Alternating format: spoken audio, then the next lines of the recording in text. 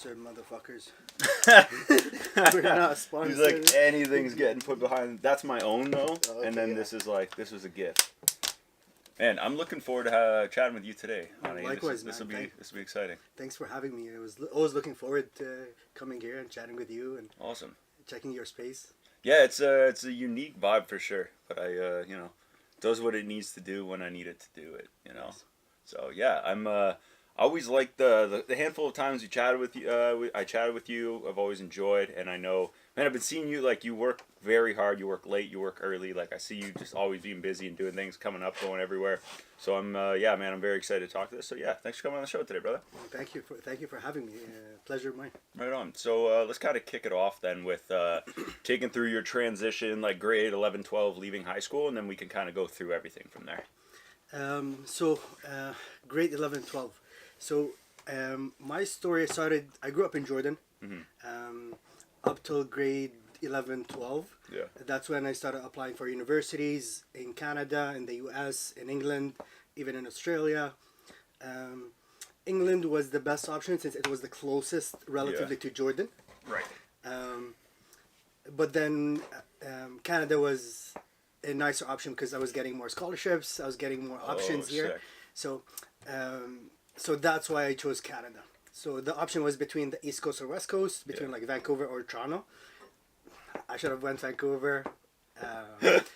Came to Toronto. I still wouldn't change it. But that shift was a huge like mentality change from like living with your parents, everything is taken care for, to like, hey, like you need your breakfast done, you need like your laundry done, and you're like, holy shit, this life I'm not used to. Like, so that life when I started university, when you're like 40 hours of classes and then you have to go study and then you're training and then you have to take care of your food, sleep, everything else. Yeah. Even the small stuff like cleaning around the house, that adds up to during the week. And if you don't do it, you're like, your day's like all over the place. Yeah, man. It gets like, especially if you don't tackle all of that stuff as soon as you can, it kind of builds up. You're like, why am I stressed or anxious for nothing? It's like, oh, my room's a mess. Dishes aren't done. Why does it smell bad? Is that me? No. It's maybe. Interesting. So that lifestyle between like university, school, like coming back to training. Yeah. I got used to that system. I'm like, okay, I'm on the run all the time. Like, let's go. Nice. And that's when like I was competing more often. I was training more seriously. Yeah. Everything was balanced. Like, So I know, but training what? Jiu-jitsu. Jiu-jitsu. Yeah. Nice. Yeah. That's when I started. Like, I was training before horseback riding. Yeah. And then when I came here, first couple of years was a gap. Like, I didn't know what I'm gonna do. No training. Yeah, I'm lifting weights, but it didn't feel like I'm grabbing something. Like, I get you. Yeah. It's like, yeah, I'm good. I'm maintaining.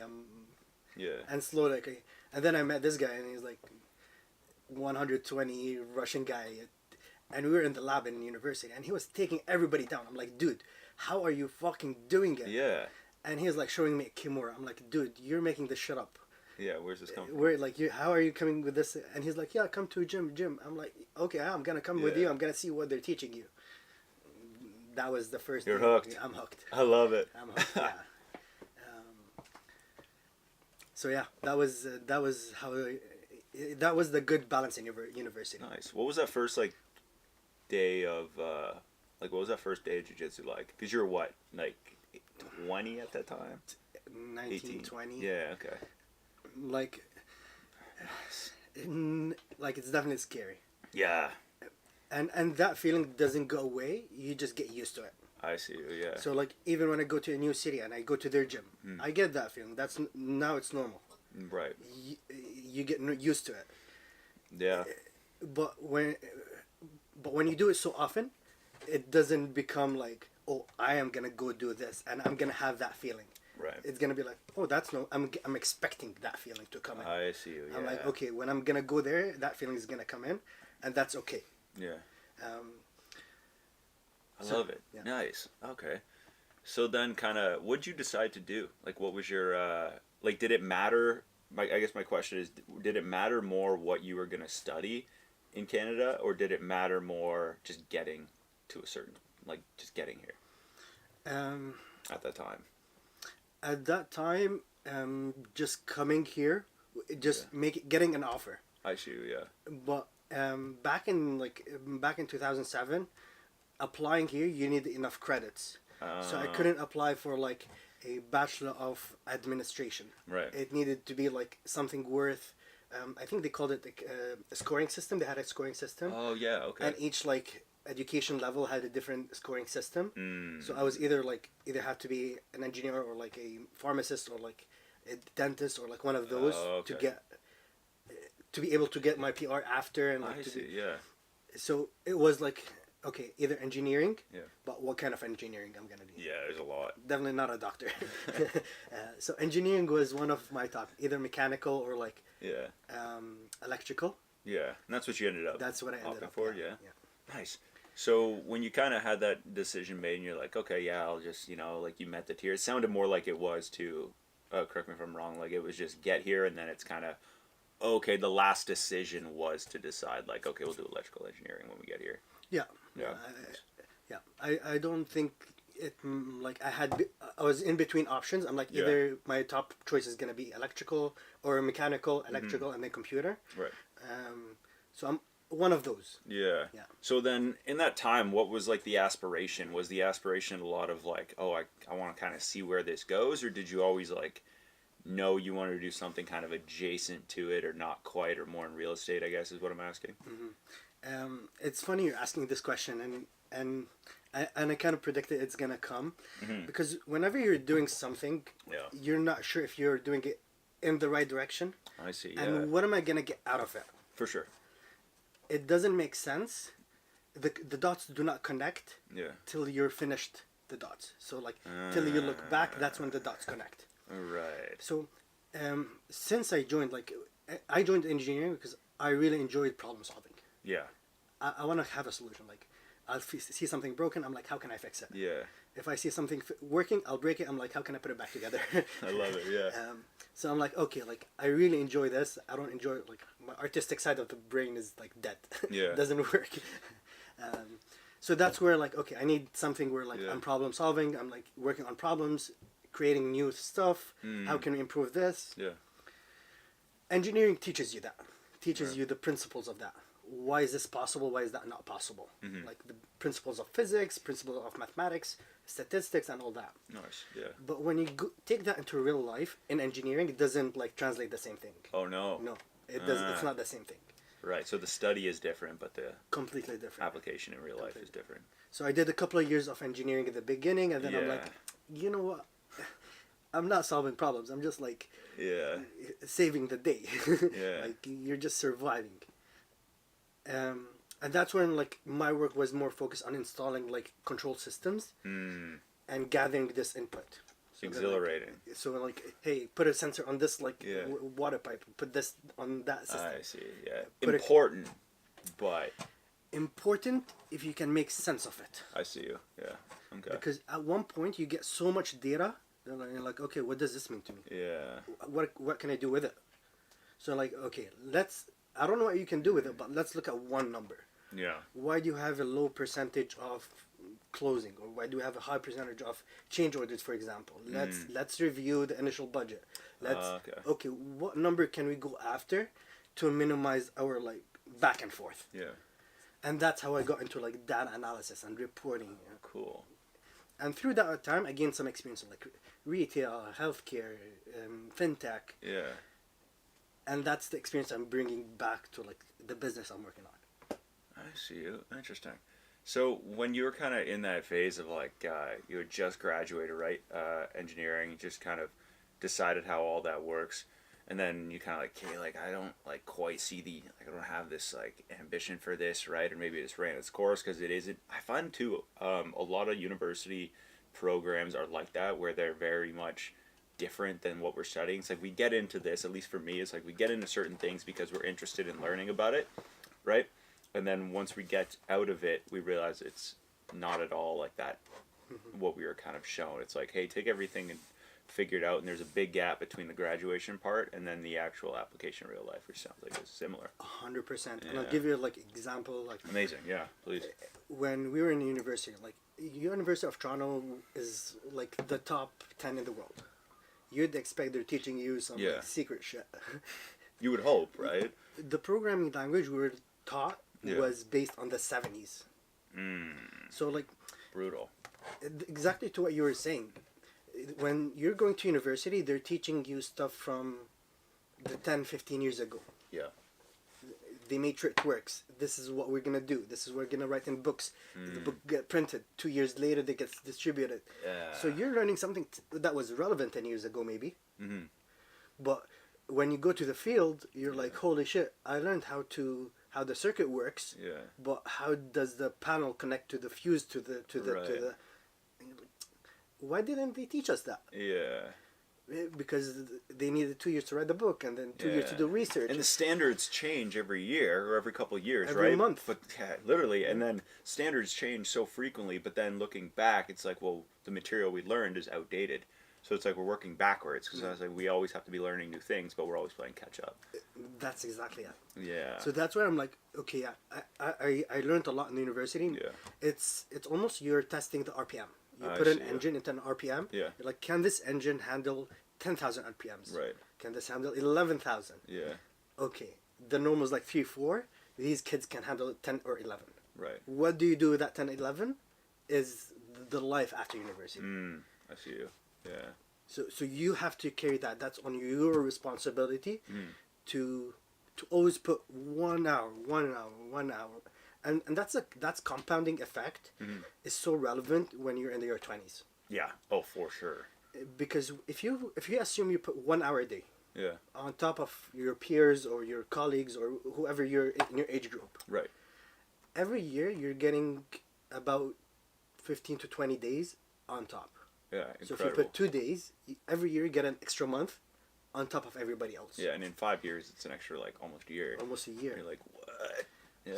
So compounds. that compounding effect, Yeah. the earlier you are, that's why I encourage like people in their 20s, 30s, you don't need to rest. Like if I ever hear you tired or want to rest or I want to take a break, like I love it. get the fuck out of my face. Yeah, I love it. Because you shouldn't be tired. You shouldn't No. be worried about anything. You should be like a work machine.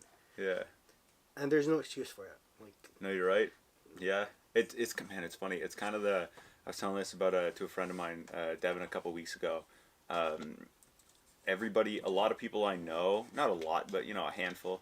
Anybody who complains about money but won't do like extra, right? Or they spend it on nonsense. Both kind of irk me a little bit. Where I'm like, oh hey, I got this. Do you want to come help me do like paint, or you want to help me like put up drywall or like fix it? I got extra hours here if you want. Nah, I'm pretty tired from what. tired. you talking Hello, I about? can't hear you. Yeah. Sorry. From what? Yeah. I'm like, the best part is that we have the energy when you're younger, right? The whole idea is like when you get older, you have that experience. I get it.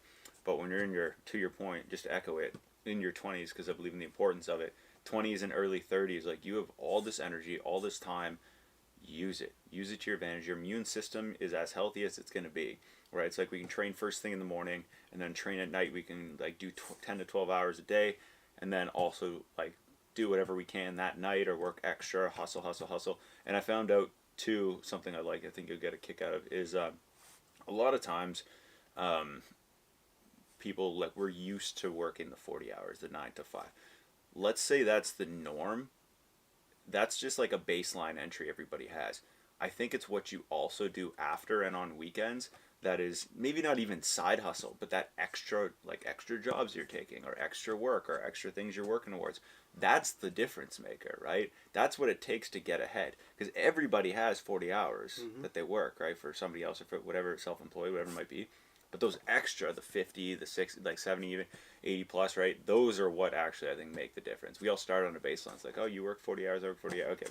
What are you doing with Yeah. from the 6 p.m. to like 12 p.m.? Yeah, it's like, do you sleep because you got to get up a bit earlier? But what are you doing in that morning, like in that early like time? And I always felt too like the key is like, are you more of like a work late or a wake up early and start? Like, are you like more of a night owl or a like early morning riser kind of guy? Which do you prefer? If you had to like sit down and focus on something, do you do it first thing in the morning or late at night? Preference. It depends on the task, I would say. Oh, really? It Okay. depends on the task. Yeah. That's fair. Some tasks, like, I go through it, and then I sleep on it for a day or two, and then come back for it, and then like okay, like I have okay. it. I've created like a skeleton for it in my head, and like okay, how I'm gonna approach this. Yeah. Um, if it's an email or something like okay, just need to respond, get a response to you. That's at night. If Yeah. it's like okay, I need to create something brand new, like creation stuff usually happens in the morning. Smart. Like just as I'm having my coffee, like as the coffee's going down, Yeah. is going down. Like it's like I okay, love it, like yeah. this is what I'm gonna do. Some upbeat music, like you know what I Yeah. mean. Just put yourself in that environment. Yeah.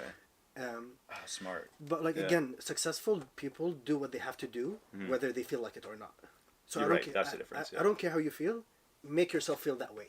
Yeah. Find a way. Yeah. Coffee, music, workout, to get you to that stage. Yeah. And as you said, like, what are you doing after 5 or 6? Yeah. You have 7 hours. Big difference, yeah. So those Got a 7 bunch of time. So those 7 hours are probably worth like 3-4 months if you Yeah. add them like 3. Thank you. Yeah, and that compounds to your point earlier. Yeah. Oh man, it's genius, right? But I found starting right away, and like I've even moved like at the hours where I have to meet certain hours. I used to start at 9, and now I bumped them to have me start as early as I could, which is 8. So then it's like, okay, I'll get up, sometimes train, sometimes not, depending on what the schedule says. You're a morning person. Yeah. I see you post like at 6 a.m. Ever since we moved, like the class changed, like the scheduled time changed. So it's like sometimes we wake up in the morning to lift at like 5:36, right? But I found it, so everything that I personally, right, you could be different, honey, but there's everything I don't like about going somewhere or being out and about doesn't happen between 5 and 6 a.m. Traffic's not bad. Lights aren't red. Nobody's going too fast or too slow in front or behind me. Like, music's always good. It's just there's playing music because there's no like ads because nobody's on listening to the radio. It's great. There's playing music. It's cruising. Nothing's too busy. You're not waiting for anything. Everybody's pleasant who is up. So when I go to get coffee at Tim Hortons or something, they're like, "Oh, hi, good morning, how are you?" And I'm like, "Yeah, all right, I'm good." Like, everybody's in a good mood at that time. The people that you do interact with, and the people who are getting up at that time have a purpose, right? So they're on, if not, they're on a purpose, or they're on the same mission as you, right? Which is like, oh, that's the best part. And it's like, hey, we're all like-minded, we're all locked in, we're all focused on it. So it's phenomenal. But I feel like even in human nature, like if you go back like 1,000 years ago, if you look at a village, some men of the village had to protect the village during the day, and some had to do it during night. Oh, no kidding. And I feel that comes from that side of like, okay, like some people are better in like the morning hours. Oh, interesting. So I think about those people are like the morning warriors. Those are the people that go collect like the hunt in the morning, make sure everything is taken care for, and like the evening shifts come in. I'm like, okay. I see you, yeah. And also, like, it works well with me when my VAs in, like, the Philippines or Jordan or Morocco are working, like, 8 a.m. to, like, 3 p.m. Yeah. As soon as I'm ending my shift, they're starting their own shift. Yeah. So it's like, where are you and what are you trying to do? Right. If you have to wake up at 2 a.m., do it. Yeah. Whatever you have to do, just make sure you do it, but get your own sleep, get your training in, get your water in. I love it. Yeah. There's when I think too, how'd you get into real estate initially, like leaving By accident. by accident? Yeah. I knew it'd be an interesting story. I was like, I gotta ask him. I gotta know. So, because you had stopped doing electrical engineering at this point, correct? Or like working full time, or like how did that happen? So currently I'm doing only consulting. Oh, nice. Okay. So I specialize in certain fields where we go in and like optimize their operations. Yeah. I focus on workforce planning, so Yes. putting the right person, the right training in the right place at the right time. Amazing. Yeah. So every hospital, every retail store, everybody has service calls is on that process. So that's where I'm like, okay, how can I take it into like systemize my own process? Yeah. Brilliant. But when I started real estate, it was truly by accident. So during university, I was my roommate. We were sitting in one place and we were renting out. One day we get a knock, knock, knock. Who's that? It's a lawyer. We've never dealt with a lawyer. We're students. Lawyer. Yeah, we're like, holy shit. We're like, you guys need to evict this place. The place is getting sold. We're like, we're in the middle of semester. Like, fuck that. We're not moving. Oh God, no. Yeah. So apparently the owner of that place passed away, and her kids were in dispute of who owns what and who's gonna sell. We're like, they're like, we want to sell it. We're like, we're not moving. Mm-hmm. And they were like, I want to sell. I don't want to sell. So we went to them and I'm like, hey, what are you selling for? Like, can we buy it? Mm. Back then in like 2010 or 11, it was like 350. Like you and your roommate? Yeah. So we had to put like 35 or 40K. I had probably like 7 or 8. Yeah. And he had like 12. And we needed like another 15 or 20. So we went to his dad. Amazing. Yeah. Like I need to like 10 or 15. And he was like, yeah, sure. When do you need them by? I'm like, yesterday. Can we have them, like, Venmo it tomorrow morning? Cause are they in the drawer? Like, yeah. But he was super nice. Like he was like, I see where you guys are coming from. Like you guys are like studying hard. Like you're working hard. Just you're working in summer. I'm like, yeah, I'm gonna be working. He's like, just pay me in summer. I'm like, amazing. I'm not gonna make that 10K, but like I'll promise you, I'll pay you as much as possible. What we can, So he helped us out like tremendously. Yeah. So like, I didn't expect to like buy something like. I didn't even think about. I bought it because I'm like, we just bought time till we finish like. Yeah, I don't want to till get summer evicted. till we pay that guy again. That's so funny. That's actually by accident too. So I'm like, fuck. Just like, knock on the door, and all of a sudden I'm investing in a. They knocked. I'm like, fuck. Yeah. And it was like, when it's exam time, you're like, I don't want to deal with like a move anything or else. Nothing.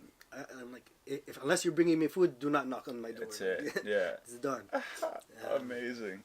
What? And we still own that. Like, come on. Yeah. In Toronto? In Toronto, yeah. Amazing. Yeah. What? My roommate is in Texas now, and he's like, good for him, dude. He's like, I'm like, do you want to sell? He's like, do you want the money? I'm like, keep it. I'm like, sure. We're losing a little bit on it, and during like the COVID, I'm it dipped a little bit. You didn't think to sell it in that time, or that's when I'm like, hey, we're losing like a couple of grand like a year. Do you want to sell? He's like, do you need it? I'm like, no. He's just like, keep it. Keep it. Yeah. Oh, sick. Okay.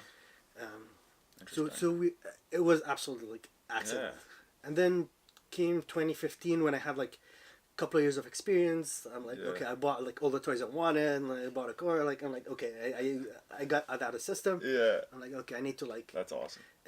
And that's when I tore my ACL.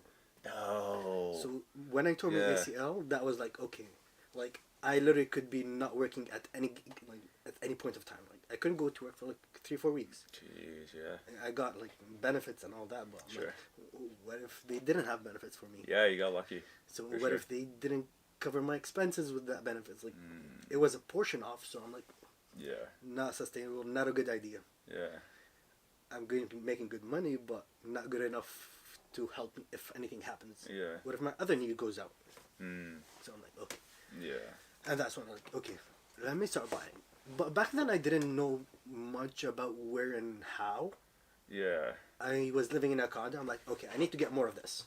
Right. So I started like pre-construction. Yeah. So you put like 20, 40, 50 or something like that. You get it in like 5 years. Pre-construction. But the beauty is you don't hold a mortgage. So you just put the down payment, wait for the building to come up, and you sell it. So you'll buy it in the pre-construction phase. Yes. Once it's like ready, turnkey. Once it's built. Yeah. You have to close on it. I see. You have to get a mortgage. Yeah. So from the time you deposit that money till the mortgage comes out, you don't have to carry a mortgage. So I was buying without carrying a mortgage. So every year I was buying from 2015 to like 2020. Yeah. So you don't owe, but you need the upfront. You put the upfront. Yeah. You don't own anything right. till the building is up and you close on the mortgage. Right. But you're usually putting a clause in the contract where you can sell before you close. So before I get a mortgage, I'm allowed to sell it. And that's how you make the money on it. That's how you make the money without carrying the mortgage. So I was doing it 2015, 2016, 2017, once 2018, a year, multiple a year sometimes. So like one of them, we bought a whole floor from the builder. So I was literally at work, and we're like talking about the numbers. Can you send me? So literally, one of my colleagues, like, what are you buying? Like, he thought I'm buying a car. I'm like, no, I'm buying a condo. He's like, for how much? 40 to 45. And he's like, do you want to get one too?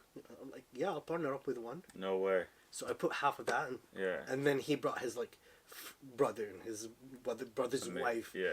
So we went to the building. We're like, hey, we want to like 9 units on the same floor. Nice. Yeah, and they weren't developed yet, right? No, not developed. Okay. Yeah. So we could pick any floor, any unit, and we wanted to pick a floor so we can push on, like, if we want an Airbnb, we can have our own floor of Airbnb. So you're not interrupting the neighbors. So we wanted to have like Smart. Single floor. That was our rule. Not like Airbnb next to somebody living there. Yeah, you get so many complete awkward. full floor. No, yeah. You get full floor, easier for clean. That was the idea of it. Smart. Yeah. We're like, okay, let's get. So we're buying 2, 3, sometimes like 5, and then comes back down. Yeah. That's when I started looking outside of Toronto, like Yeah. London, Windsor. I'm like, man, those buildings looks completely different than the condos downtown. There's no high rise here. What is happening? Zero. So I'm like, okay, let's run some numbers. Let's see what's happening. So by that time, some of the condos that I bought in 2015 were closing in 2020. Mm-hmm. Because till they're built, completed, you carry the mortgage. Right. So I'm like, okay, do I carry the mortgage and hold on to them, or buy duplex and triplex for 4 places? Right. And 2020 is when I transitioned completely. I'm like, I don't want to even hold on to them. I held on 1 or 2. I'm like, bad idea. Yeah. Let me sell it before it closes, and get into like duplex, triplex, 4plex, and those kind of units. Right. And that was like, okay, Yeah. Sudbury, Cornwall, different areas, and I kept some of the condos. Like I kept one in each area. Like I have one in Toronto, one in Mississauga, one by Kipling Station. So it's like certain like hot spots in the city. I kept see. that. Yeah, the ones you had in there. Like the one in downtown, they just built the well. Yeah. The new. Right. Just in front of it. Oh, come on! Yeah. Like you could see it from. Like, it's across the street. No kidding. So. Right in front. So I usually, if I'm picking the condos, I usually pick either on the subway line. Yeah. On the subway line, or on like the last subway bus stop. Mm. Because I'm expecting them to expand it, so I'm usually picking on the edges of town. Whoa. So Smart. different Smart strategies approach, for between sure. like duplexes, triplexes, and like condos and like. How'd you come about these strategies, or did you just kind of like figure them out because you're the problem-solving guy? You just face it like for example, I don't buy any north-facing condos because you don't get any sun in them. Zero. Yeah. Like you get 2 months of the year, and they're like September, October. Yeah, and it's not you great get like sun. this much in the room. Yeah, like it's not a full. So I like to get like the southeast or southwest, and those. Because I lived in those units in downtown. I'm like, okay, I want to get the fuck out of this one, and I'm never getting back. And that's how like, okay. I know the buildings who are having problems with management downtown. I know, like, because you're into the WhatsApp groups. I guess so. Yeah. Like this same property management is that one. They're like, okay, they're out of budget, so like, okay, shit is about to go down now. So that's where like I'm a numbers guy as well. Like I go into like, okay, give me the financial statement. Let me have a look at it. How much do you have in reserve? Like, you guys are like running on the edge. Like, what are you doing? Yeah. So that's when okay.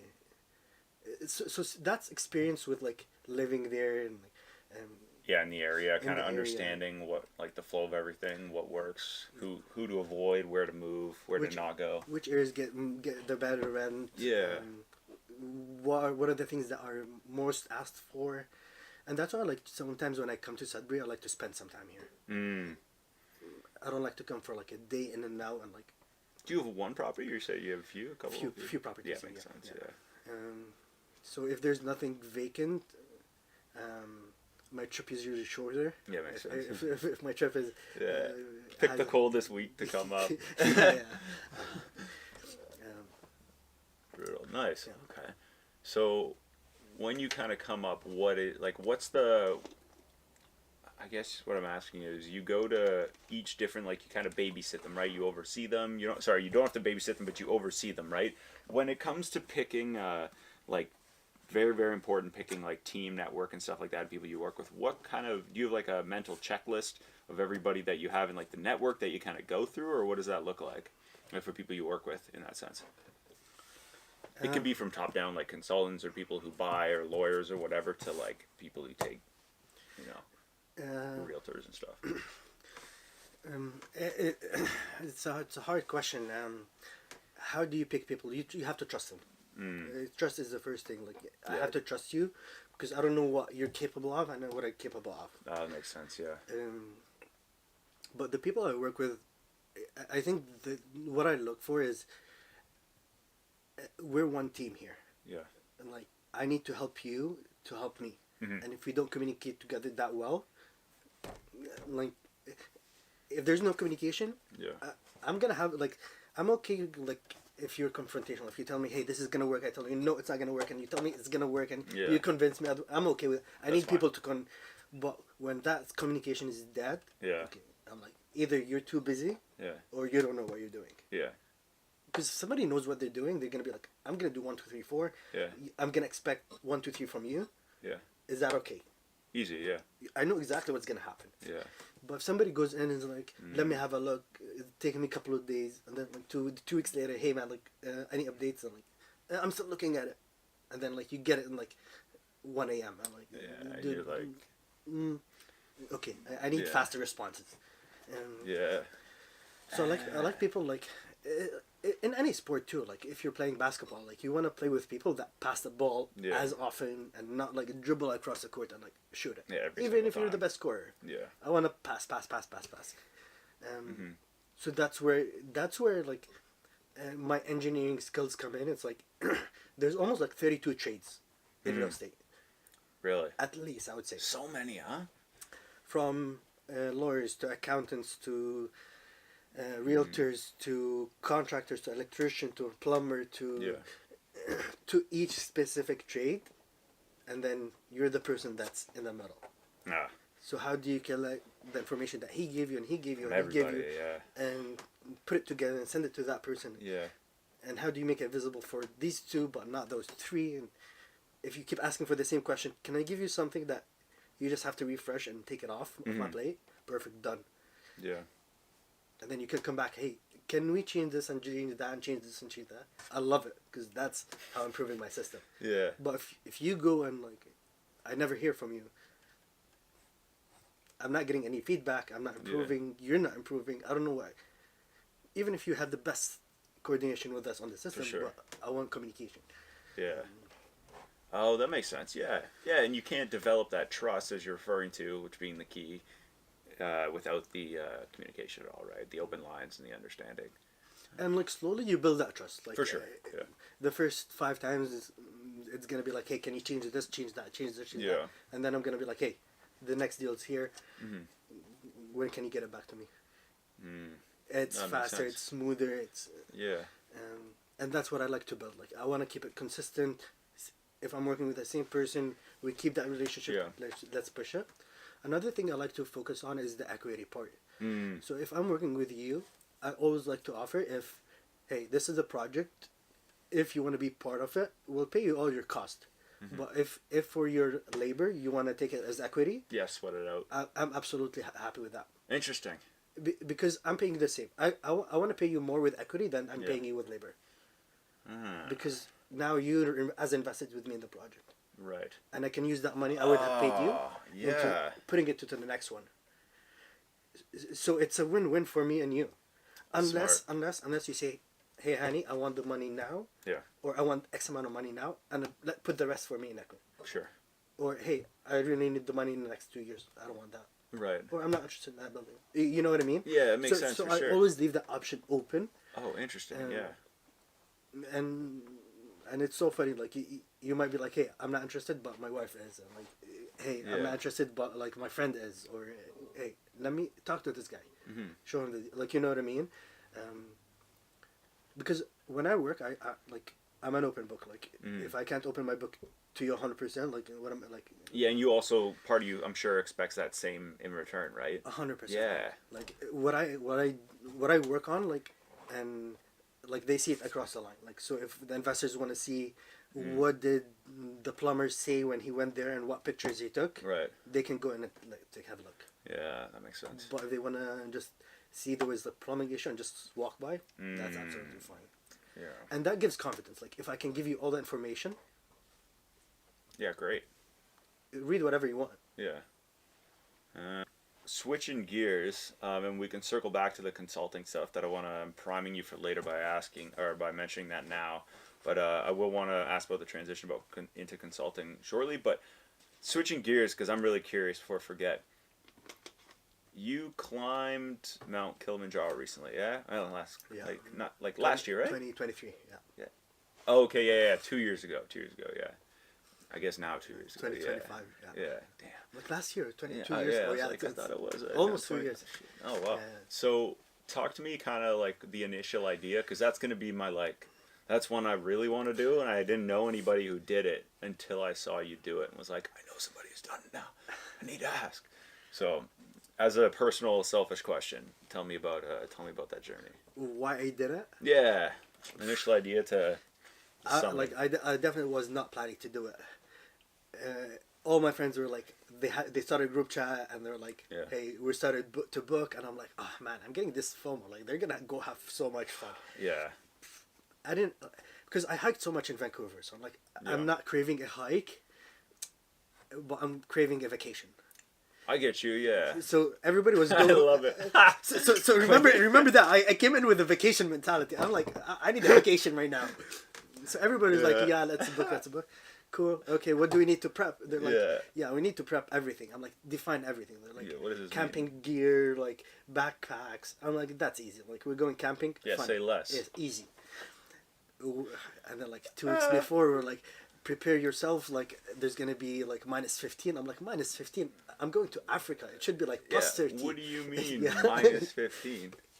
So as I'm going closer to like, and that's booked and everything. I'm like, oh man, You're like, I'm already committed. Financially here. What are we? So I'm like, oh man, like man. it is a trek. Like it was so not funny. a vacation. So I even booked like 4 or 5 days after. I'm like, oh, I'll go Yeah. explore the city and like be a tourist. I was sore as fuck for like 4 days after. I couldn't move. I'm like, I didn't get the vacation I wanted, and then it ruined the next 4 days back in town. but it's such an experience because when I think about doing something, I think about it. Is it safe? And does it impedes with my values? If not, I'm gonna do it. Yeah, Because smart. with Kilimanjaro, like one of the things I learned about myself, and I'm pretty sure it's like similar with other stuff that other hard things that you do, is you always find an excuse not to. Yeah. You're like, That's a fuck, good point. I'm why would I do it? I could go on a nice vacation in like Thailand. Yeah. Like, why am I doing it? Like, I can still back out. Like, I can still back out. Why am I doing it?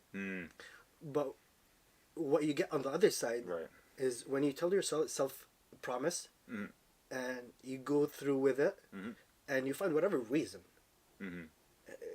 to go through it and finish it. Yeah. That's the satisfaction you get. Ah. Plus, you get That the makes views and you get like the mountains are great. The experience Yeah. and all that. But I think that push, and because it's hectic. Like, Brutal, eh? your jacket becomes heavy. Your hat becomes too tight. Your gloves are too wet. Your socks are like too tight. Your shoelace is like, why is it so tight on one shoe? Everything's irritating. Yeah, it's like why, but it's like, and that's what the guys help you with. Right. They keep telling you pole, which means one step over the other. What are they saying? Pole. Pole. Pole. Pole. So like one slowly. What language is that? I'm not sure. Zimbabwe. I want to say, but I'm not sure. South. I think they have multiple accents. I'm like. That's what I'm wondering. Yeah, that's what I'm wondering. I don't want to see a certain area. Sure, yeah, it might like, not be. It might be a tribal lingo or Butting heads. Yeah, for sure. Okay, interesting. How long of a adventure was it? A couple weeks? We did it in 7 days. Animals. But I think you can do it in like 4 or 5. Yeah, but you're saying what I'm hearing based on like, and you're like competitive, like in shape athlete, especially at the time, or like getting I'm in shape. like you're in shape, So for you to be like, yo, 4 days after was so I'm hearing book 10 days for it, Um, like for that like recovery on your quads and stuff on the body, or if I would do it again, like maybe I would do the mountain and then I'll book like a safari trip. oh smart, something to like, Chill. You can like ride a car but and like still there in that you're area. driving around. Like, Yeah. it's not like You see zebras and stuff. Yeah, you see a lot, but you don't see like the National Geographic. Like you don't see a tiger Yeah. like catching something. I'm like, yo, we didn't catch nothing today. They're like, what are you expecting? There were no lion attacks, no lions jumping on elephants. We missed everything. But it was a pretty cool experience. Nice. Would I do it again? Definitely not. Definitely. One of those, Yeah, I love it. It was hard. Yeah. Like it's like weight cutting for like Yeah. 7 days in a row. Yeah. You're like, why am I doing this every single day? Yeah. No thanks, man. Oh, that's awesome. Definitely sounds like a once in a lifetime type like adventure for sure. Once in a lifetime, yes, for sure. Like Yeah. I've seen, there were people down there like in their 60s. I'm like, good for Wow. you. Oh my. It's definitely a good challenge, Yeah. a safe one, and It's challenging though. It's not. It is a does- challenge, Yeah, yeah. that makes sense. like you're in the first couple of days it's not, but once you get to the altitude and Oh, once you get true. to like, because the altitude, you're like this water bottle, like your brain is like every step, and you're like, okay, like That's how the long, sickness part of it. and you're like, how Yeah. long is this walk? And they're like, oh, it's around the corner. Yeah. And you go to the corner, and like that corner, and like that Yeah. corner is that corner. You can't even see the corner they're There's referring no to corner. and shit. Yeah. It's a mountain. There's no corner. It's up. So, but that mentality Yeah. is very similar to training jiu-jitsu. Sometimes when we Yes. train jiu-jitsu, our coach would tell us 1 more minute, and then like 3 minutes later, it's like one Yeah. more minute. I'm Last like, roll. Last roll. I'm like, that was like 4 rolls ago. Like, You already said this. Yeah. A couple times. but like that mentality, like you're not sure how long is it gonna take, or like, Yeah. is the day ending? Are we ending the day in an hour, or is it gonna Mm-hmm. be another 3 hours walk? Yeah. There's no maps. There's nothing. No kidding, eh? Yeah, Like sure. the guide, You don't know. the guides will be like, this way. I'm like, I need to ask another. I need to get another Can we phone opinion. a friend? here. Yeah, can I get a second opinion. Oh, that's so funny. Oh my goodness, man. Oh, that's awesome. Definitely a pretty cool experience. Yeah. So once we were done, I booked like the next 4 days. I went to like see the waterfalls. Nice. Oh no way. I was so happy to see the waterfalls. I like, as soon as I got there, took my shirt off, jumped in the water, Yeah. and like the guide with me is like, Hani, get out of the water. That's like the village water they drink from. I'm like, oh shit, like you shouldn't be supposed to be. But then like 20 people came in, and I'm like, okay, like it's not bad. Like, You're like, yeah, get over it. That's awesome. but Oh man. pretty So- cool experience. Yeah, for sure. I appreciate you sharing that with me. Did you kind of skipping back to what I wanted to ask you? How did you switch out of like full time work engineering to consulting in that field still? Mm-hmm. Like, what was that? Because that's going from like you working for somebody else, correct? Mm-hmm. Like in a firm or something like that in Toronto to now you're working for yourself, right? Or for like a consulting agency. No, Well, for myself. Yeah. So what? Yeah. So what was that like? Because that's a bit more of like now I got to do business as well as also consulting. Like, take me through kind of what that was like. So when I started in with one project. So I was a full timer. I started with one project. Yeah. But I think in what made that move or transition easier is taking initiative. Oh, smart. Yeah. Okay. If you take initiative in the business you're in, and you're willing to put time to learn new parts of the business, learn new tools in the business, help other parts in the business, Yeah. then you're gonna find opportunities in this niche. Oh. Okay. So what I'm trying to say is, it didn't like it didn't. I didn't like. Oh, I'm gonna start my consulting business. I'm gonna stop here. Yeah. It's like one company hey, I need you to do this project. I heard you do it for that person. I'm like, okay, we can do the same thing. So for me, it's like, oh, I just need to refresh the data, change a few things, and then I'm like, hey guys, you guys can fix this as well. Can I? Can you give me access to it? Yeah. They're like, is it related to this one? I'm like, yeah, maybe. They're like, yeah, here you go. Sick. I opened it, create a new reporting. I'm like, hey, you guys, here you go. Oh, no like, kidding. oh, can you? Oh, that's a great. Can you add those two things to it, or can you change that? And Yeah. I'm like, okay, yeah, no problem, and do that. And Yeah. I'm like, oh, can we do this? That's it. Can we add that? And that's how you slowly expand. You're like, okay, I can help workforce planning. I can help loss prevention. I can help operations. I can help finance. I can help HR with their stuff. So any data you give me is like, okay, who are the people that need it the most? Yeah. And how can I help them? What's important to them? Smart. That's a good approach. Yeah. So it's not like, oh, I went to and created a company and I started marketing. It's like, who can I help? Who can I help in my current job? And that was your initial Yeah. question for yourself.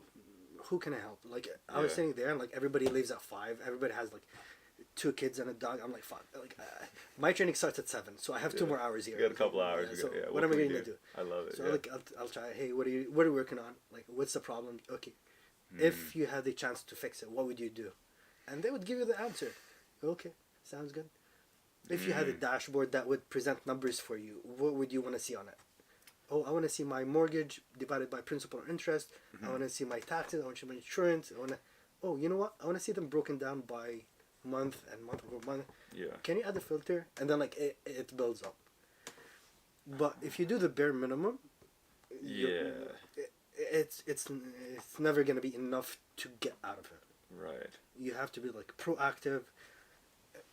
I'm not gonna say a perfectionist because It doesn't really exist. Yeah. But proactively reaching out, trying to perfect the process. Nobody's perfect. Yeah. So let's work together. How can I improve you to improve me to speed up the process? Right. Like overall, you want that maintain the quality or improve upon it in a quicker time. In a quicker time. Yeah, for sure. So my goal is like, how can I make you do your job in less time? Right. If I have more time on my hands. Yeah. And then like slowly it builds up and like, so I think that is like that mentality is like having it all the time. Like, if I'm shoveling the snow for us, I'll ask the guys, hey, can you ask the neighbor if he needs any help? It's another $50.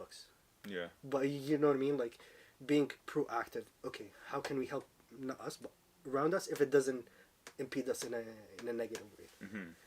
That's a good way to look at it. Yeah. So I don't know if I answered the question. Yeah, for sure. No, for sure. It's not being hard. proactive. Just be proactive. Yeah. You're on site. You finish a job. You see something else is broken. If you have time, you have the tools, fix it. Yeah. Take a picture. Boom, done. Easy. But that proactiveness, you're gonna be on top of fight every time your manager or the senior. Like, oh, I can depend on this person. This is my person. There's a This is bigger my picture person. to it. This is my person. You bring the solution to them. Hey, Yeah. I saw that. I fixed it. Here's the solution. Just to let you know. Yeah. Brilliant. You're my guy. Yeah. And that's like, that's a mentality you need to have. It's not like one button you press. It doesn't, as I said at the beginning, it doesn't make sense what you're doing. Why am I helping? Why am I helping? Why? But the dots will connect once you're done. Yeah, it's funny you mentioned that because there's been a quote that I can't ever put my finger on who, because it's cycled back through different people, but life can only be said, and I guess even just parts of life can only be like in general, if we're generalizing it, life can only be understood looking backwards, but can only, I think that's the one. But can only be lived going forwards. So it's like, it's like once you're done, you look back and you go, oh, I get it. I get it. Right? Like the choices you made are the dots, and that you see how they kind of connect. You're like, oh, okay. Like you said. One of the hardest questions I've ever had was, why am I training jiu-jitsu? Yeah. No reason. Zero. Why would you go in the most peaceful time of your day to fight people? Yeah. There's no reason. But Yeah. I didn't learn it till I started graduated and started traveling more, and I started making money. I'm like, okay, I can travel now. Yeah. That's when I was like, okay, I'm in that city. I can go to their gym. Mm. Boom, new friends. New Hey, friends, yeah. come with new, us. New We're techniques. watching the fights tonight. We're going out. Epic. I'm in the city in like two weeks, and I'm like already have group friends and like, going out and like move to a new city. Yeah. Boom, go to the gym. 2 weeks later, consistent going. People get recognized. Okay, Yeah. you have a new group. So it's like it didn't make sense till after I finished. I'm not finished, but like Yeah. after you get like the bigger picture. For sure. Like after it adds up in your. Yeah, once you start going around, you seeing everybody, and you're like, you're starting to get some experience in life and stuff, and you're like, oh. It opens a lot of doors too. Yeah. Yeah, no kidding. Yeah. Yeah, there's been countless, because you're, like, you've been doing it for, how long you been doing it for? At least 10 years. Or Started close. 2009. So coming up on 17 and 16. Yeah. Wow. 16 years, yeah. Dude, that's incredible, yeah. But I'm not consistent. I'm not the most perfect. Like For sure, yeah. Like when I had my surgery, I took like a year and a half off. Right. I should not have, but looking in, but then it's like, it was a good break away, so that I came back more motivated. Yeah, you want it more when you're not there. Yeah. It's weird. I'm like, I'm just itching. And I find I do better having a week off and then going back, because I'm like hungry now. I'm like, just everything, let's eat, right? And then after, like, you do 4 days in a row and you're like, oh, I'm exhausted. Yeah. Can't do this, but I'm going to. And then you just get beat up a bit easier, or like it takes a lot more energy, and at least for me. And then I'm like, oh man, because this happened the other day, because I've been go, and then I was like, ooh, why am I tired all of a sudden? And then people are getting me with moves, and I'm like, I probably shouldn't have let them get them. They shouldn't have hit that on me, you know. But otherwise, yeah, it's not too. How long you been training? You've been training. Oh man, I started in Ottawa. I trained there for about 4 months, and then I had like the same thing, like 8 months off, moved to Sudbury for work and love and stuff, and then went and was like, what was it? And then I started at Troop right away in October of 2018. So 6. yeah, 7. it'll be 7 in October plus 3 months. But the 3 months in Ottawa, I was consistent as it gets. Like I was like 5 times a week. Monday, Tuesday, or it was Monday, Wednesday, Thursday, Friday, Saturday, because man, as you can imagine, like I was in the end of my program at school in Ottawa, and it was just everything was school, and I needed, like, as you said earlier, the gym just wasn't enough, right? I'm like, I can't, because I could still be reached, I'm still at school. I'm like, I need something that's completely separate that nobody in my program does. Nobody knows what I'm doing. Nobody knows where I'm going. And you just escape for like 2 hours, and it was like, as you know better than most, it's like it's the perfect escape. I think jiu-jitsu is more of a therapy than a sport. 1000%, 1000%, and it's both. But it's more. It is definitely more therapy. Like sometimes I like have a rough week, and I'll just go to Toronto BJJ just because like the Blue Mounts, like it's just like okay. Like, it's relaxing. It's not relaxing. It's like you're wired up, but like it takes you away from everything. Oh, for sure, yeah. You forget about everything, and then like. At the end of the training, I'm like, oh man, here's my phone. I look at it, there's 50 messages. I'm like, oh no, never mind. You're like, I go back. I can get another. Coach, you got 6 minutes, prof. Yeah. One more round. Oh, okay, I'll go one more round. One more round, and then one more round, and it's the last round. No, man, that's awesome. Yeah, there's something to be said for it, man. I have friends who legitimately told me they would have like committed suicide in some facet, right? Or like even in a looser sense of like drink themselves to a non-coming back from state. And they're like, if it weren't for like training, like they just like between the work and like what their job was and like how physically and like the demanding of it and the pressures of it, they would have been like, they would crack. So it's cool to see how how therapeutic it can be to some people. I definitely see in people, it took them out of depression and took them out of anxiety. Yeah. Incredible. And they're not black, or like they're like blue, a couple of stripes. White, but that feeling that you're a part of that community, that I'm not gonna try to take your head off. I'm gonna try to kill you. Yes. Till you tap. 1000%. But that's where I'm gonna take care of you till that, like, you know what I mean. Yeah. You know I'm gonna take care of you. I'm not gonna do something stupid or like injure you in a way that. Yeah, exactly. And that's like, it takes a lot of people into like And now we live in a world where like we're decentralized.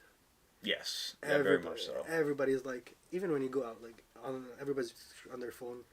Yeah. You talk to people like they're answering you, but they're like their head is in their phone or like somewhere else. Yeah. Or you try talking to somebody while they're on their phone, and you're like, yo, wait, it's just me and you in this place. You can hear me. I can see you. So jiu-jitsu is the only place where you cannot do that. Like you cannot be plugged anywhere else. Okay. Yeah, and if you do, the consequences are just they're not. Dude, if You're you're on your out. phone when fucking like prof is talking or something, like no matter who your professor is, where you are, man, you know. Or even around me, you know, if like a white belt comes in, or they're sitting, or they're like grabbing their phone, they're on in the corner when we're all rolling, like I'm gonna attack this person. You're on the hit list now. You're on the hit list now for sure. Oh, it's wild. It's cool to see though. It's cool to see. So I'm happy you still like yeah. I imagine you'll like you've been doing it a lot longer. You'll probably like you'll never stop. You'll go until you can't. Like I don't think about it like Yeah. Like I take it day by day. You just go. I'm gonna go today. Like I don't even remember how long I've been training till somebody asks me. Yeah, and you're like, I actually have to think about it. As long as I keep it a routine, smart, as a habit, yes, I'm showing up. Yeah. So that's I'm more there. than what like I'm there. everybody does. I'm there. Yeah. Even if I do 2-3 rounds, I'm not feeling like let me push it. Mhm. I'll do one round and I'll get out. Sometimes I'll go to the parking lot. I'm like, fuck, I feel like shit. Mm-hmm. I'll just leave. But I'll make the effort to make it to at least as much as I can. Smart. So I don't push it beside like above. So some people are like I go in with whether or like sometimes like today I'm gonna take a chill a little bit. Instead of the gym, I'm just gonna go for a walk. Mm-hmm. So you have to balance like your time, especially like as a consultant, where you're like you own your time. Mm-hmm. Nobody tells you, okay, you need to do this, that. Yeah. And you want to do it in a way where you're not shot the next day. You're not. You can't even like walk to the desk or like. Yeah. And I used to do that. Like I used to train so much. I'm like, at work, I'm like, I'm gonna eat my lunch here because I'm gonna be limping all over lunch in the lunchroom. So it's like, I should not have done that to that extent, but. Yeah. So that was in my 20s. back when we had the like the 20-hour days. Excuse me, that were sustainable. Kind of shifting back to the real estate. There's a question I just came up with. I'm curious about. What do you believe is the best way to like? I don't want to say quickest, but because it's just such a trigger. What's the best way you believe to make good money in real estate, or get in like initial foot in the door for like building an investment portfolio? You asked 2 questions here. Right. Pick one. Yeah, or both, actually, both. Because I understand. I was like, I'm trying to find to asking that one, the second one there. So what's your question again? So, question is, what's the best way to start, get a foot in the door, for building an investment portfolio? And then I'll ask the other one after the first one, because there's a better way I could ask it. You're paid based on the problem you're solving. Mm-hmm. You can get in with 30-40. Your return is going to be equivalent to that amount of you're putting in. If you're taking a bigger problem, your return is going to be bigger. Mm. So what kind of problem are you willing to take on? How big of a problem are you willing to take on? Are you willing to take on foundation, roof, plumbing? What kind of problems are you willing to take on while you be safe? The other part is, if you know somebody who's doing it and you trust that person, partner up with them. Because every niche is separate. Like condos are completely different than duplex and triplex. Mm-hmm. Completely different than multifamily. Like when we started our multifamily, we were on so many problems. Never thought about them. Mm-hmm. Example. In a duplex, you get 3 pieces of appliances. 4 with a microwave. When you have a 10-unit building, there's 40 pieces of appliances coming in one shot. Yeah. Where the fuck were they gonna put them? Huh. I never thought about that in a duplex or triplex. In a makes duplex in sense. traffic, just put them in front, in the garage, in the, Yeah. in, In in the foyer. hallway, Yeah, somewhere. anywhere, in one of the rooms. When you have 40 pieces. Yeah. So the problem changes. I see. Yeah. Who's doing what you want to be in, Mhm. and go above and beyond with that. I see. Yeah. That's how I work with like people. It's like, how can I work with you, and how can I go above and beyond with what I'm working on? Mhm. And I think that's there's no easy way. There's less risk way. Right. Mm. So who can mitigate your risk? And if there's a problem, who do you trust, and do you trust that person to be able to handle it? Yeah. That's gonna be the easiest way. I see. Yeah. Because if you want to do it by yourself, it's gonna take like I did it by myself for the first 10 years. It takes too long. It takes too long. Yeah. Fair. So I definitely recommend, like similar with jiu-jitsu. If you want to get really good with jiu-jitsu, befriend a brown belt Mm. or a purple belt, a really good purple belt, and let them drill on you. Let them drill on you. Let them drill. Yeah. Help them out. Hey, do you need a drilling partner? I'll be your drilling partner. Mm. They're gonna train so many good stuff on you. You're gonna be like Yeah. automatically by influence, by association. And that's when like That's a you good way partner of up putting with it. people that like, okay, Yeah. I want to partner up with you because your reputation, Right. your work ethic, and even when I'm done working with you, or we move on, or we're working on a different project, I can be like, I worked with Glenn, Yeah. and people are like, oh, Glenn is reputable. Yeah. I respect Glenn, so I respect you in association. Right. So you want to work with people in Yeah. not shady, not people like one-time deal people. Like Yeah. I want to with people. I want to work with people who are consistent, who are Mm. willing to show up every day. And Yeah. okay, let's keep rinse and repeat, rinse and repeat. Right. Smart. Um, It's a good approach. It's a really good approach. Yeah. so did I answer the second question? Yes. Yeah. Yeah. You did. And then that kind of leads into like the first one I was asking too is yeah, because I definitely asked two completely different ones.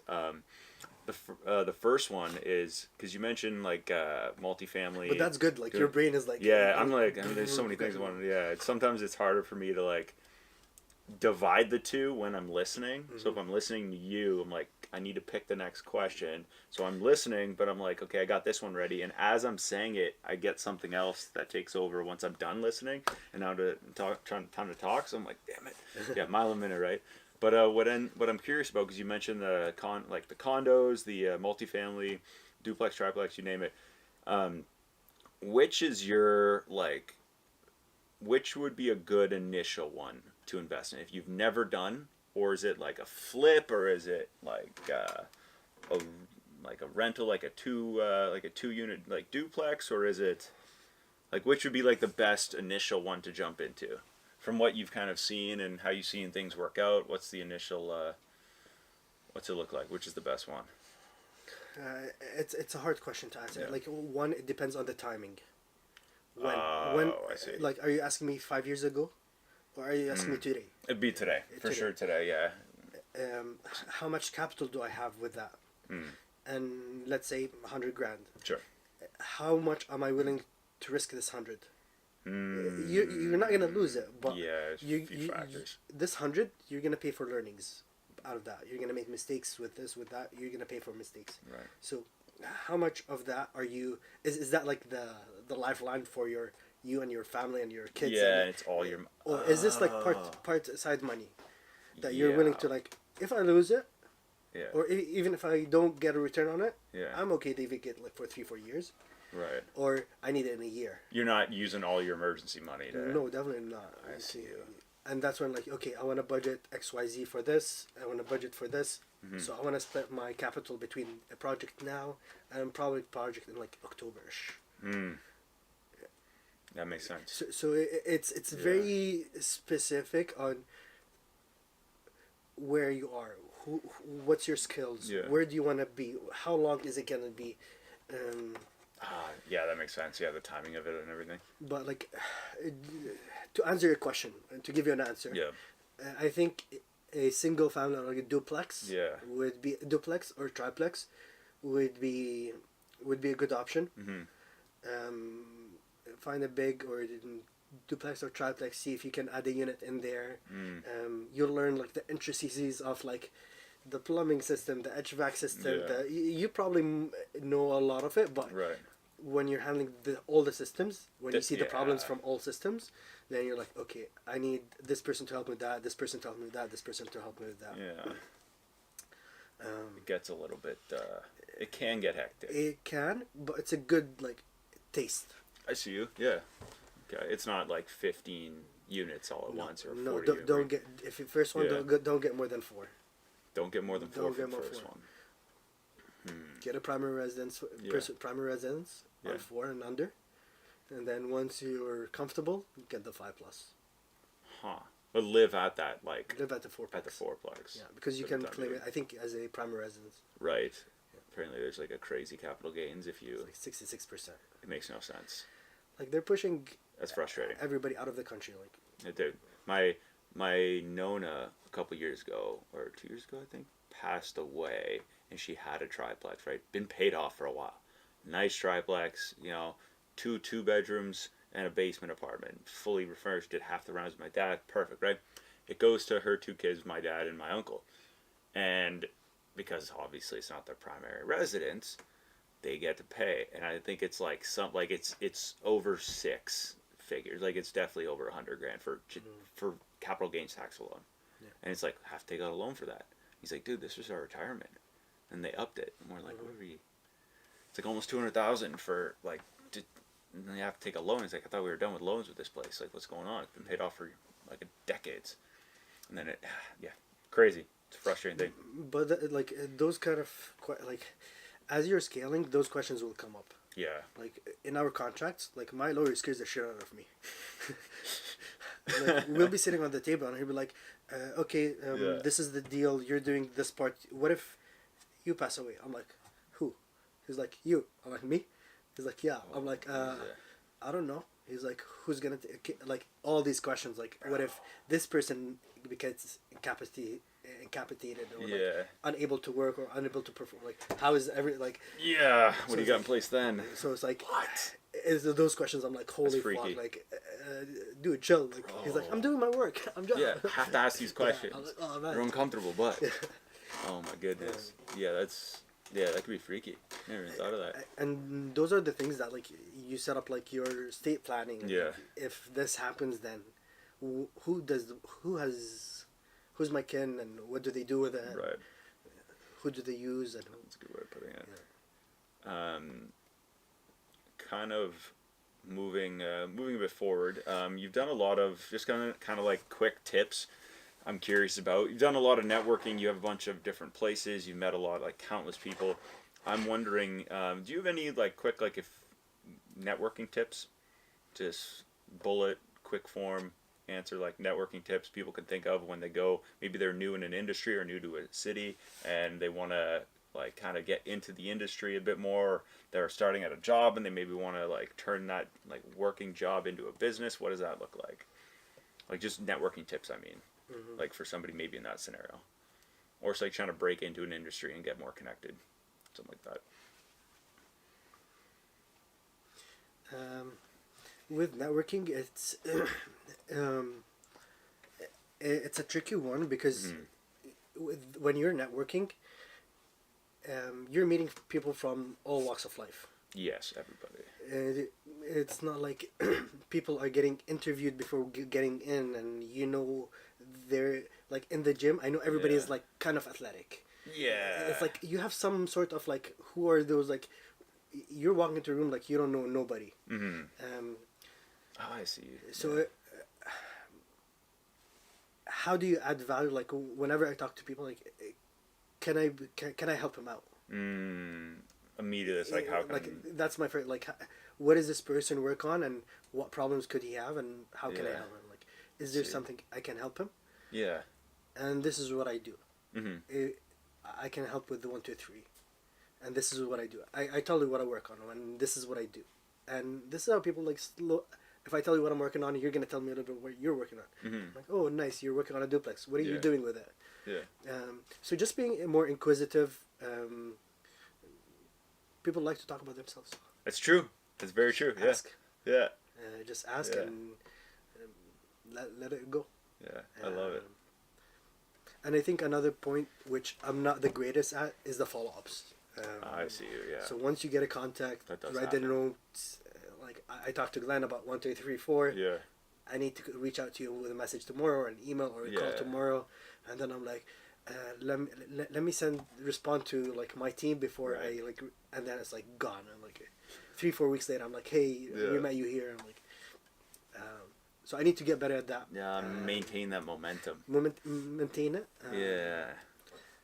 I'm not the best, but I think it's something I can work on for sure. Fair. Yeah. I appreciate your self-awareness on that. That's interesting. I always attributed that to like talking to like growing up with like younger, talking to girls. Like there was like an ultimate rule of like once you get a number you have to wait 3 days. I found out they all hate that. Mm-hmm. They're like, no, like we met you yesterday, keep the momentum. What are you doing? So I found it's more of an extreme with that, but definitely like an interesting point you made about it being like, hey man, like you just met them, like keep it going, see what they're doing, you know, like, get involved with it. Even when I send an email, like I usually call Yeah. you, like, hey, I sent you an email. Did you get it? Mm, Like I'm pretty sure you got it. Yeah. But I could have done that when we did the invite thing. Kind of as you mentioned it, I could have been like, yeah man, I sent it. I don't think I did until you're like, I'm like, yo. when are we doing this thing? And I was like, I sent it, and you're like, well, I was like, yeah. Now I see, I'm like, oh, I could have done that originally. That's good advice. So That's good advice. I sent an email. Hey, sent you an email. Did you get Yeah, it? Yeah, I got it, but I didn't open it. Can you open it? I want to show you something quick. yeah. Oh, smart. Answer your questions right there, right then. Okay, I'm gonna start doing that. Like it's like follow up on, hey, email sign. I do that with some people. Just not. I'm not consistent with that though. That's weird. Yeah. So do you better do it. Yeah, that's weird. You know. As long as you know it and you're like, okay. Yeah, you're like I actively- need to do it. I need to do it. I need to do it. Yeah. Okay. That's a good way of looking at it. Did you have any? So as Hani, we kind of like close everything. I think we want to talk about today. Do you have any like final like closing thing you want to say, message that maybe we didn't touch on, or like a quote, anything you want to say to kind of like conclude or wrap up the episode, things we talked about, or even just like a lesson you want to share before we roll the red carpet for you? No, thank you for having me. Pleasure for jumping on your podcast. Yeah, of course. Where can people find you? Where can you connect? All that fun stuff. Where can people like website handles, you name it. Instagram is probably the best way to get hold of me Okay. right now. Unless it's like you're sending me a consulting contract, send it via email. But like usually work is like via email. Like, Yeah. best way for people to reach me is like Instagram. Nice. Sweet. Yeah. That's easy. Yeah.